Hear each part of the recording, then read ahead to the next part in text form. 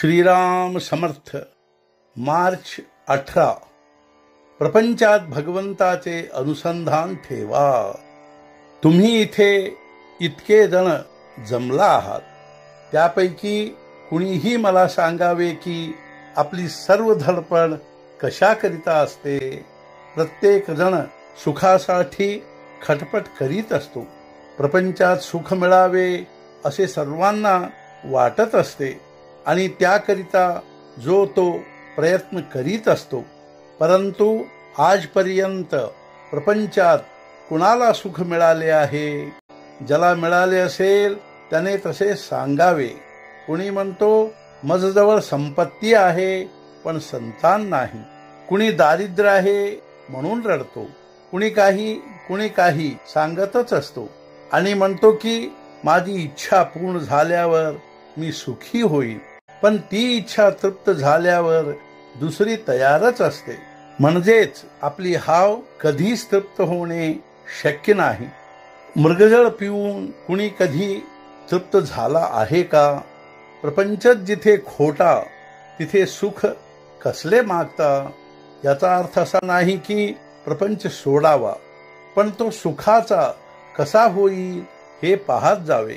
मी तुम्हाला खात्रीने सांगतो की प्रपंच जर सुखाचा करायचा असेल तर त्याला एकच उपाय आहे. तो अगदी सोपा आहे.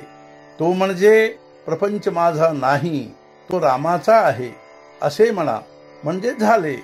हे दिसण्यात सोपे आहे पण आचरणात आणायला अत्यंत कठीण आहे.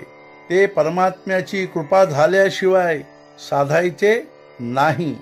याकरिता रामाला अनन्य भावाने शरण जावे, म्हणजे त्याची कृपा होईल. त्याच्या कृपेला तुम्ही देहबुद्धीचा बंधारा घालू नका. सर्व विसरून भगवंताला आळवावे.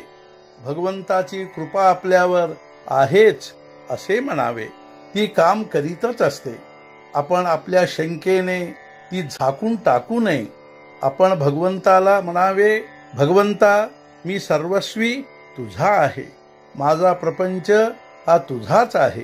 तुझी भक्ती कशी करावी हे मला माहित नाही. तू मला मार्ग दाखव. तू जे करशील त्यात मी सामील होईल अशी अगदी मनापासून प्रार्थना करावी. मग तो ठेवील.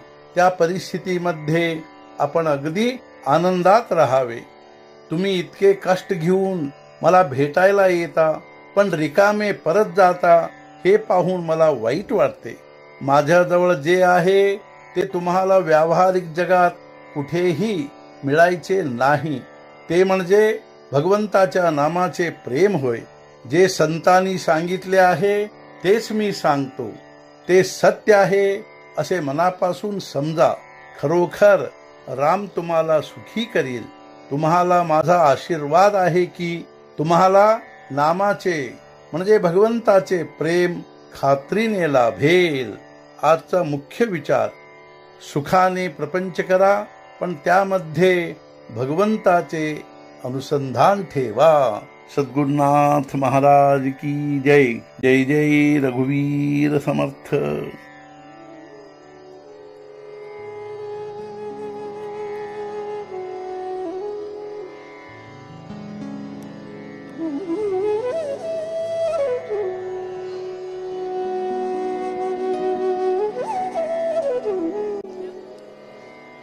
Mm-hmm.